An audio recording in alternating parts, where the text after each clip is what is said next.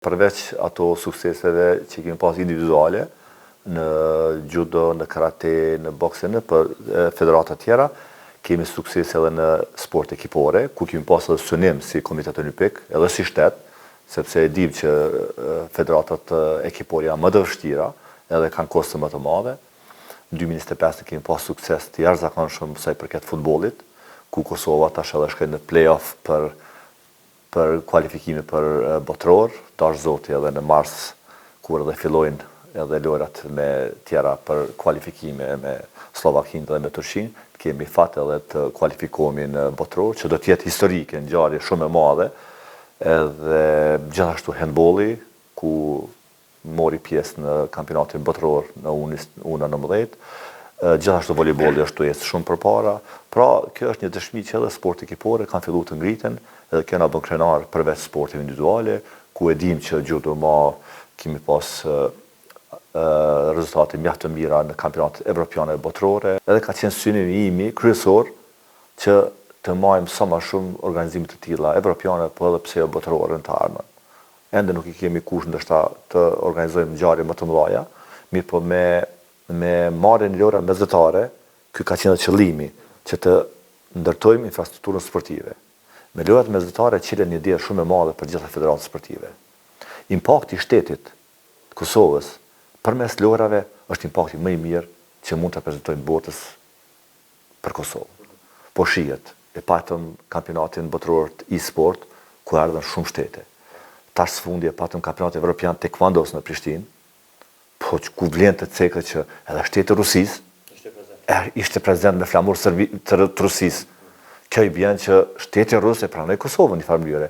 Do të thotë, kjo është diplomacia sportive që shteti jon duhet ta shfrytëzojë. Unë mendoj që duhet bëhet një strategji sa i përket organizimeve, sepse kemi pas pak probleme edhe me federatat, sepse nuk kanë guxim federatat, sepse ajo kosto. Na di çfarë pozite del një federatë sportive nëse e merr një organizim edhe dështon. E hub kredibilitetin komplet në federatën botërore apo evropiane. Fshihet me vit zezim shojnë Kosovës për organizime të tjeshme në atë federatë. Po jo, ajo ndikon edhe federatat tjera, sepse federatat ndërkombëtare janë të lidhura në njëra me tjetrën. Dhe ato e dinë kur dështojnë federatat. Për çfarë arsye, unë brengën kryesore kam edhe maksimumin japi edhe unë dhe Komiteti Olimpik i Kosovës për lojrat mesdhetare. Si do t'i organizojmë? Ne duhet të jemi shembull. Duhet të jemi shembull që lojrat mesdhetare 2030 të jenë në nivelin më të lartë më shumë. Është obligative që 2026 të fillon, sepse nuk kemi kohë më. Objekte sportive duhet kohë të bëhet projekti i tyre, të ndërtohet, të vjen funksion.